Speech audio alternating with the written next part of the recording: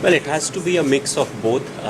Definitely, what we are looking for is somebody who can bat down the order, and at the same time, death bowling is something that's very crucial. Of course, the bowlers will get a bit of respite because of the new rules.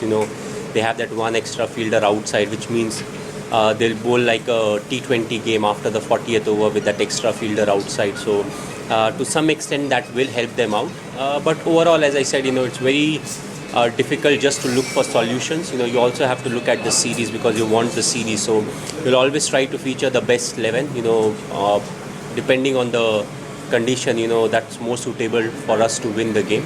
So we'll proceed that way. And again, looking at the venues and the timing of the game, I think we'll be pushed to make a few changes as the series progresses. Because the condition will change quite drastically compared to the first game that we play over here.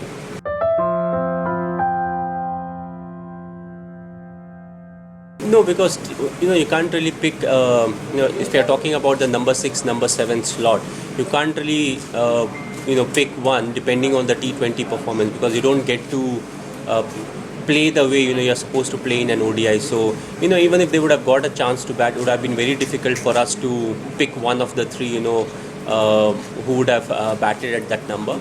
And also, if you see in the last few series that we have played, we always felt Rahane is somebody who should bat more up the order.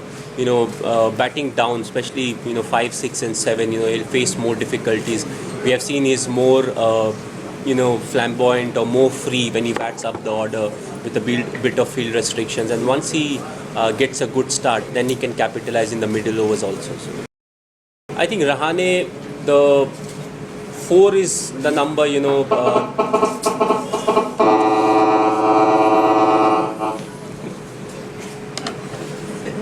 even to some extent 4 is quite low for him. I've always felt he's somebody who should bat up the order. Opening is a slot that fits him really well. Also, it's slightly different for us. If you, for example, if you see the first class, people who bat in first class, like a Rohit, he bats at number 4 or number 3 or number 5. But over here he opens for us. So there are a lot of, if you see the history, there are a lot of individuals who have done that. Our openers more often than not are the ones who actually bat middle order in first class cricket. So, it's slightly difficult for him as of now, especially if I'm looking for somebody to bat at 5, 6, and 7. I don't think he's the person who should bat at that number. I think his strength is more top of the order.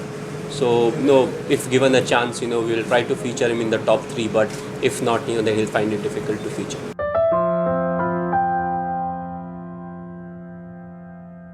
Listen, what's important is the consistency. We have emphasized a lot on pace.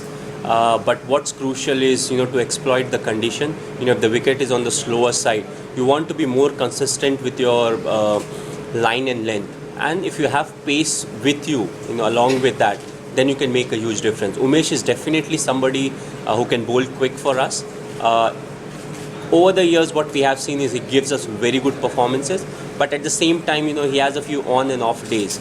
So, hopefully with a bit more games and a bit more exposure, also he's played a few games now, first class also, that will help him. And we have seen once he bowls well, he bowls really well. So we'll have to try our best to keep in that spectrum so that he's an asset for the side.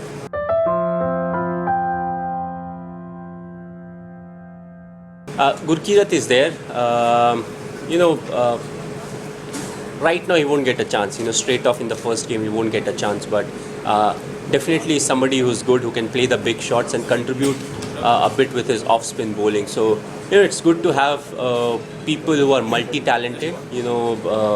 People like Raina who can bat, but at the same time who are good fielders and who can bowl when the team needs them, because that gives us that extra opportunity of, if somebody is having that off day, these are the ones who can contribute with 2, 3 overs, and we have seen that can really have a big impact in the game. So it's good to have him in the side, but he'll have to wait for his opportunity.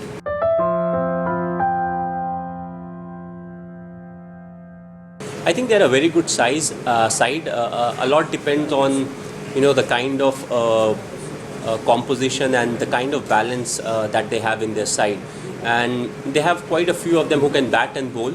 Of course, after Jack Callis retired, they also had that problem of getting that perfect all-rounder, but still they have found a few players, who can bat and bowl, so that really helps them out.